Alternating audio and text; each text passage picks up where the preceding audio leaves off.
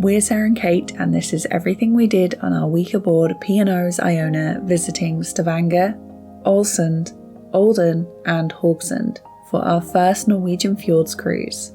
Now, having sailed with P+O in February, we booked this cruise a few months after the first, as there was a discount available if you booked within a certain amount of time.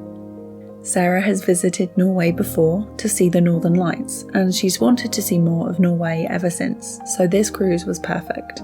2 weeks before departure, we could pre-book any shows, restaurants and excursions for port days. Pre-booking restaurants or extras like the drinks package, for which we chose the non-alcoholic version, often come with a discount, so if you're thinking about this for your cruise, make sure to check on the website and your emails for any deals.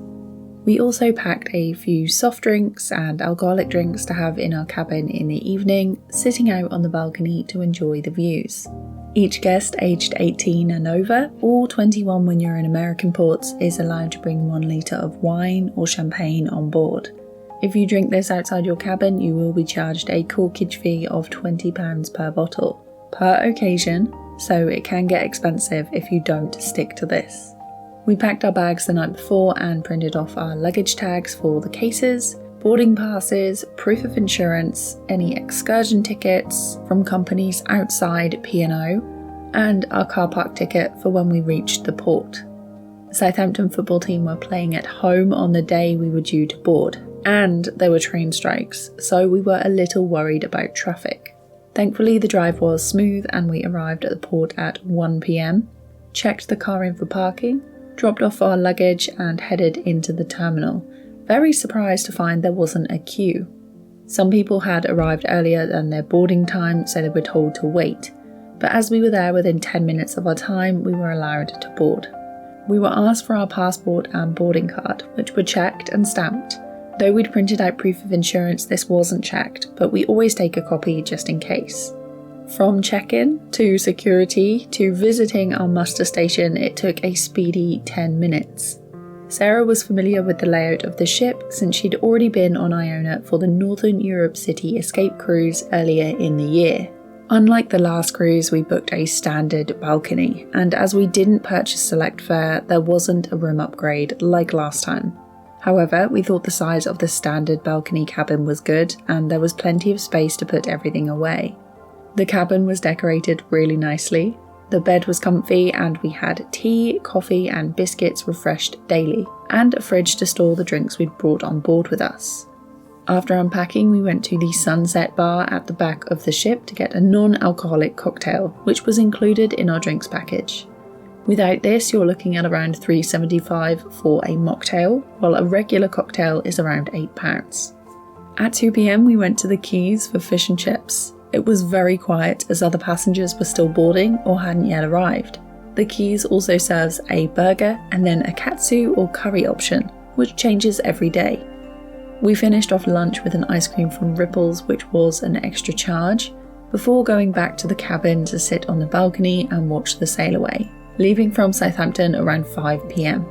For dinner that night, we had pre-booked the beach house and prepaid £7.50 per person, which was discounted. So you would pay a little more if you were to book on board or at the restaurant itself, but it would be around £9 per person, so not a huge difference. Everything on the menu is included in this charge, aside from a couple of things which are marked, like steak and a sharer dessert, which are an additional cost.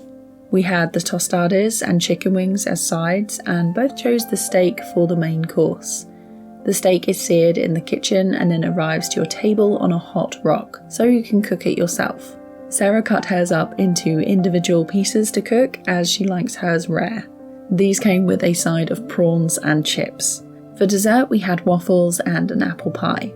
As our steaks were an additional cost, it was charged to our room. You can see your bill at any point on your TV and receive a printed bill the night before you leave the ship. So be sure to check it and make sure everything is correct before you leave and your card is charged. If it's not, guest services can help here. That night, our first Horizon magazine was delivered, and this shows everything that's happening the following day. You'll see opening times for restaurants, shops, bars, and entertainment happening all over the ship. Take a picture of the things you want to do, or use a pen to circle things you're interested in. Rather than carrying a full backpack like we do on port days, we'd recommend a small crossbody bag for essentials like your phone, sunscreen, and the Horizon magazine if you don't want to take a picture of it. Now, sometimes it's very difficult to know what to wear or pack on a cruise like this because inside the ship it's all temperature controlled and you could walk around in t-shirt and shorts. Outside on deck or at port, especially if the weather has been unpredictable, we'd recommend layering so you can warm up or cool down as you need. One day we were wearing jumpers in the morning and by the afternoon we were sunbathing by the pool. The week before we sailed, ports had been cancelled and itineraries changed due to storms. We were extremely lucky that the sea was calm and the weather was warm during our week on board. In fact, we had been keeping an eye on the weather forecast and hadn't packed sun cream, which was a bad decision, and we ended up having to pick some up later. We love a lay-in as much as the next person, but if you want to beat the crowds or just have a quieter time, we'd recommend getting up a little earlier. Sea days are much more chilled when you're at port when everyone else wants to make the most of the time you're docked. We went to the Horizon buffet for breakfast at 7:30 just as it opened. It was very quiet and we easily got a table by the window. Once we were done, we decided to go on a walk and explore a bit before we headed back to our room and met our cabin steward. The cabin steward will help with any questions or problems you might have. We requested some ice, which he organised to be delivered every day at 6 p.m. This was totally free and meant we could have an icy cordial or canned drink on the balcony without having to leave the room. For lunch, we went to the Olive Grove, which is a free restaurant. However, you need to book this through the app or by going to the restaurant to book in person. Slots fill up very quickly and you can't book before you get on the ship. We arrived at 12 when it opened and were seated in the conservatory area with a lovely sea view. Although there aren't many on the menu, be sure to check carefully for dishes which cost a little extra. We chose the meze board, pizza, carbonara, shared a dessert, and paid a little extra to get baklava, which was a £2 charge. But as it's one of our favourite sweet treats, we think it's well worth it. The afternoon was spent at the Beachcomber pool on deck 18, and although this isn't always the case, for this cruise it was adult only. There were a few people who didn't pay attention to the very obvious signs, but on the whole it was quieter than the main pool, and you could have a more leisurely dip without being splashed. After heading back to the room to get changed, Sarah went to the hairdressers for a wash and blow dry. She had a haircut before on the Northern Europe cruise and thought it was really good, so decided to book again before we sailed. If you're wanting to book an appointment for a special occasion or celebration night, we'd recommend you book online as soon as you can, as appointments fill quickly. On celebration night, everyone gets a free drink of either Prosecco or a non-alcoholic elderflower cordial, which we brought to the main dining room for dinner. You can choose to sit alone or join a larger table, which is great for solo travellers, if you want to make new friends, or just want to get seated faster. The menu on celebration night is different compared to the rest of the week, and most passengers do dress up for the occasion. It's listed in the Horizon magazine which restaurants have a formal dress code, so if you don't fancy it, you can eat elsewhere. We had a starter, soup, main, dessert, and a cheese board to share. While it did feel a bit rushed trying to get everyone in and to their tables, the food was very good, and we thoroughly enjoyed our evening. Port days are very busy and a lot of people want to get up early to make the most of their time on shore. As we didn't have any excursions booked while in Stavanger, we had a leisurely breakfast in the main dining room and waited for things to calm before heading down to deck 3 to leave the ship. We took our time exploring the old town, old wooden houses and cobbled streets. It was very picturesque and everyone was very friendly. On port days, we'd recommend bringing along a backpack to carry any purchases you make on shore, as well as any drinks and snacks you want to take with you while exploring, so you can get the souvenirs or sweet treats you really want, rather than paying for an expensive packet of crisps to tide you over till lunch or dinner. Now, while there are plenty of excursions to book for this port, once we were off the ship, there were lots of options which didn't require pre-booking, like an open-top bus tour, which a lot of people joined. There were also rib boat tours, speedboats where you zip through the fjords, and some other slower, more relaxed rides that you could pay for on arrival. Exploring the market, we found plenty of souvenirs and enjoyed a walk around the lake. We explored the port, shops, cafes, and had a drink in one of the bars, which was, as expected, on the expensive side, paying around £20 for 2 pints. At 2 p.m, we boarded the ship to get something more to eat and drink. And as everyone was enjoying the port, the ship was very quiet, so spent some time in the hot tub and enjoyed the view. Our first entertainment we booked at the Headliners Theatre was to see Lloyd Wade, a vocalist and coach to the stars. He was fantastic and we really loved the show.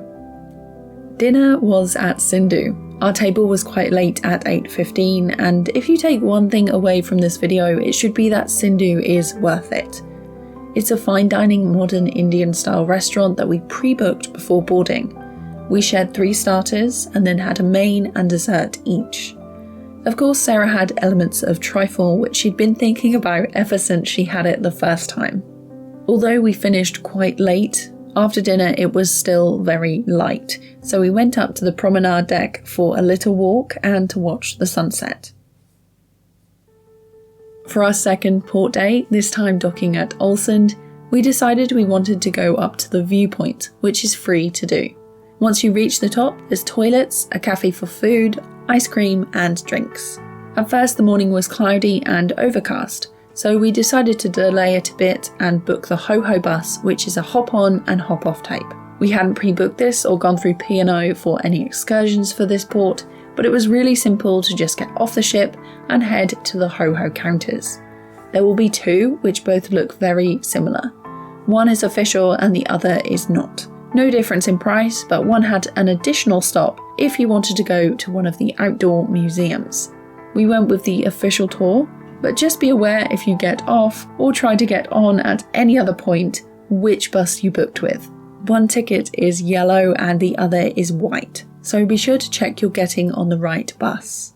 The tour did a full loop of the city with audio before it does a second rotation for any stops you want to visit.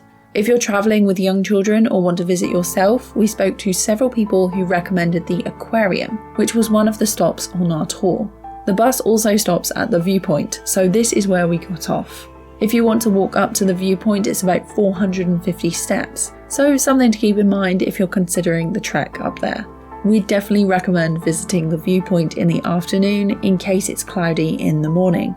The majority of people seem to want to do this as their first activity, so the steps were busy then.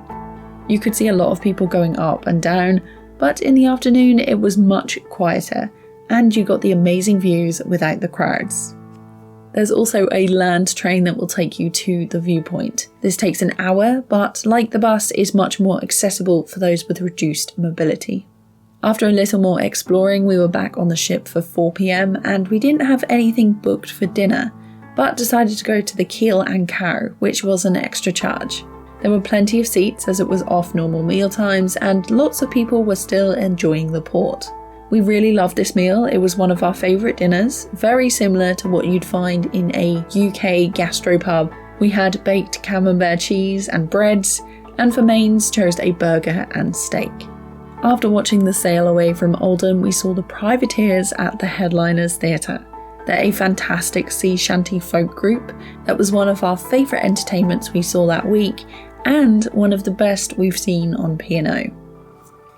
Now, the plan had been to get up early to watch the sail into Olden. It's something many people recommend as the views are stunning. Unfortunately, we overslept, forgetting to set an alarm and woke up at 7 a.m. just as we docked. The views are so beautiful they almost don't seem real, so if you remember to set your alarm and it's a clear morning, the early start is well worth it. As it was a port day, most people were up early and the buffet was very busy. It was also Sarah's birthday, so we decided on a leisurely breakfast at the Keel and Cow, which was an extra charge. It was quiet with good, fast service. Everything was cooked fresh and brought to your table. We felt it was a little higher quality than the main dining room, and you get all the extras like black pudding with the cooked breakfast. This was our third port of the trip and our favourite of the week.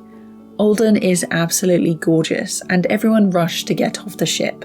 We had an excursion booked for this day at 12 p.m, so decided to enjoy a swim in the infinity pool with a drink, to enjoy the views, and luckily we had the entire pool to ourselves. If you prefer to book excursions through P+O, your tickets will be delivered to your room the night before. This will have information on times, meeting points, and you should bring these with you on the day. P+O did offer trips to the glacier with troll carts or as a walking excursion. However, we booked our tickets through Olden Adventures before we sailed. They have a stall just as you get off the ship and they are significantly cheaper than P+O. They also offer refunds if the ship doesn't dock for a change of itinerary or bad weather, and they have experience for getting you back to the ship on time, so there's no worries there. After checking in at the stall, there's a short walk up the road to a coach collection point, where we drove to meet the troll cars and get on. This was really good fun. Lots of beautiful scenery and waterfalls on the way up there. However, there is still a walk after the troll cars, which we were told would be 10 to 15 minutes. Now, we're not the fittest and it took us 15 to 20 minutes and the path is uneven. So if you've got limited mobility or you're just unfit like me, this is our gentle warning that it's not quite a leisurely walk up to the top. Some people struggled and there were a few older couples who didn't make it to the glacier. And once you leave the cars, you have 45 minutes before you have to be back in time for the ride down, and they will leave without you if you're late. If you're set on walking, an excursion without the troll cars is estimated at a 45-minute hike each way. On the way back to the coach on the troll cars, there was a bit of time to look in the shops and cafe before we got back on the coach to get back to the ship. For Sarah's birthday, we had pre-booked dinner late that evening and hadn't had lunch, so after we boarded, we went to the reception and ordered some canapés to be brought to our room. We thought the pricing for the canapés was really reasonable. There were different tiers that cost more, but ours came to £12 and we really enjoyed them. We also had booked a birthday cake, which was £10, and this would have easily served 8 people. You can choose plain or chocolate for the cake, and it was all delivered at 6 p.m. So we enjoyed these on the balcony watching the sail away, which took a good 3 hours to leave the fjords. If you're on the starboard side of the ship during sail away, you'll get to see the local bar that blasts music and waves flags as you leave. Sarah had another wash and blow dry at the hairdresser's before dinner, as we had something special pre-booked, and that was dinner in the Epicurean for the Norwegian taster menu.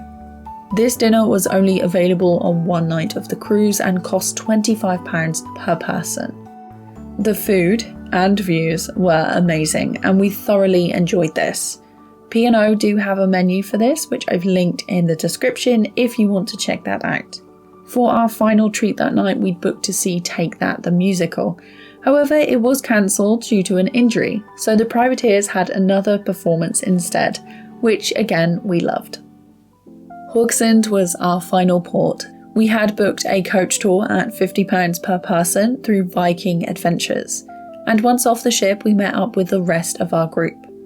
We went to a steel mine where the metal from the Statue of Liberty comes from, a stunning beach which was very cold, and then we went into the small town which had cafes and shops, and were given free time to wander about and explore before we had to get back to the coach. Our tour guide was friendly, knowledgeable and easy to listen to as we drove back to the ship. There is a shuttle from the port to the town which is just over a bridge and takes about a half-an-hour walk to get there. The town has lots of shops to browse and look through if you'd rather not go on an excursion. One thing we would have done differently on this port day if we were to have it again would be to hire a car. We got chatting to some other people who had done just that, and for £50 for the day we think that is really reasonable and much cheaper than getting a tour or doing a similar excursion through P+O, especially if there's 2 or more of you going on the trip. However, if you plan to do this, make sure you've had a look where to visit and planned out a few stops first. Back on the ship, we decided to try the ice cream afternoon tea at Ripples. You can't pre-book this, and so we just turned up to see if there was space. For one serving, it's £12 and includes one drink. However, we share this between 2 of us, and we think there was more than enough to share between 3. As we had the drinks package, we just ordered one more drink to have with it. We wouldn't recommend buying the afternoon tea per person, as some people were giving theirs away, as they couldn't finish everything. So if you're interested in this, just get one serving and share it. On our first P+O cruise, we booked the afternoon tea at the Epicurean, which was priced at £17 per person. If you want to know more about that, I've linked the video here and in the description. For dinner, we had booked the Limelight Club, and we had eaten here before on our previous cruise. Expectations were lower since we didn't enjoy eating here as much as some of the other paid restaurants on the ship, but we did love the entertainment, and that night we would see Matt Cardle. The show started at 7 PM, so we arrived at 6:20 and were second in the queue. We'd recommend you arrive at 6:30 at the latest if you want to be near the front, as it's first come, first served, and the venue is quite small. If you arrive closer to 7 PM, you will be seated at the back. The night started with an appetizer, then the starter, and then there was a Q&A for Matt Cardle where we could submit questions. Next, we were served our main and then dessert. The time between courses was quite drawn out, and the menu was the same as it had been in February. The portions were again small. We found the beef to be a little chewy, but the sea bass was very good, so we'd recommend that. Like last time, we found the food was okay, but the entertainment makes up for it. If you're still hungry after this, you can always grab something at the buffet, which is open late. Our final day on board was spent relaxing. We were exhausted from trying to fit in as much as possible, so had a slow morning, before going to the Olive Grove for lunch. There is so much to do on the ship that you're really spoiled for choice. With the sun shining, we did a little sunbathing, had an afternoon nap, and then packed and put our large case outside our door to be collected. We kept a single carry-on which held all we needed for our last night and morning on board. For dinner, it was of course Sindhu. We tried some different dishes this time, and it remains our favourite restaurant on board Iona. If you're considering specialty dining, just be aware it will last longer than a meal in the main dining room, and we suggest you allow 2 hours for each specialty restaurant, so you're not pushed for time if you've got entertainment or something booked after. For our final evening, we had the 7:10 Club booked.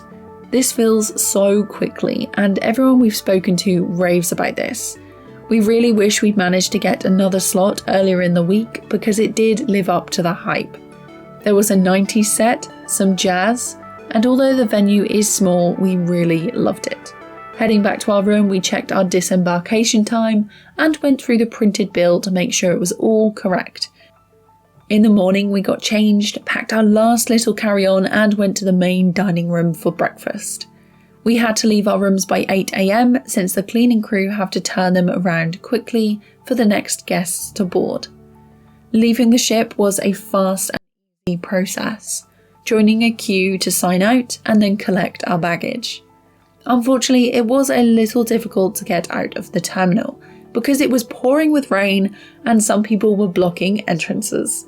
We got absolutely drenched while waiting to pick up our car, already missing the blue skies from our week at sea, and left the port. If you've got any questions, leave us a comment below and like and subscribe for more videos like this.